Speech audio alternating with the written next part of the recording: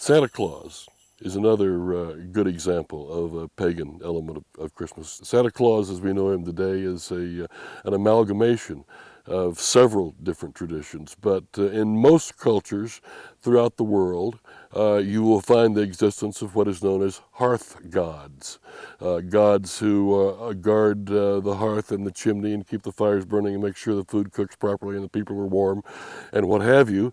And at a certain time of year, in the middle of winter, typically, the hearth god dressed in red will come down the chimney to reward those who have pleased him during the course of the previous year, and to lay curses or hexes or other forms of punishment upon people who have displeased him.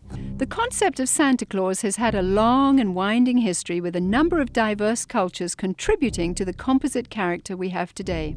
Beginning once again in Scandinavia, Santa's original incarnation was in the form of Odin, the pagan god of thunder, a tall fellow with a long flowing beard who inhabited the spirit-infested Nordic forests. Odin would travel the sky during the winter solstice, deciding who would die and who would prosper. Most believers were frightened of this particular time of year. In England, Odin eventually evolved into Father Christmas, who, crowned with sprigs of holly, traveled the countryside getting roaring drunk as part of the Festival of Fools celebration. Frequently, he would be accompanied by a horned goat, ironically the biblical symbol of those who reject the salvation of Jesus Christ.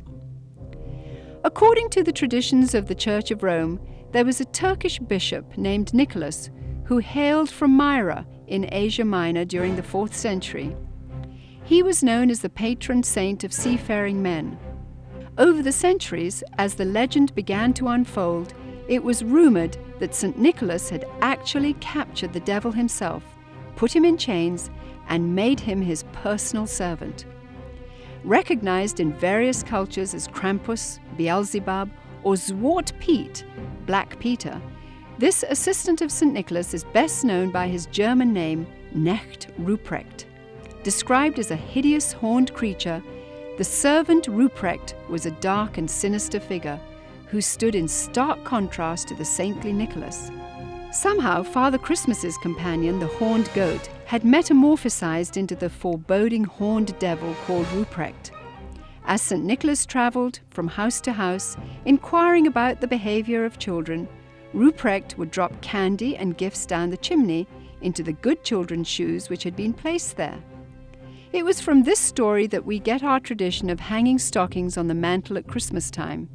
If able to recite a verse or demonstrate a skill for St. Nicholas, the child would receive a gift. If unable to remember a verse, or if the child had been bad, he or she would receive a switch or a whip. Ruprecht also carried a large sack which he would frequently use to haul away the really bad boys and girls.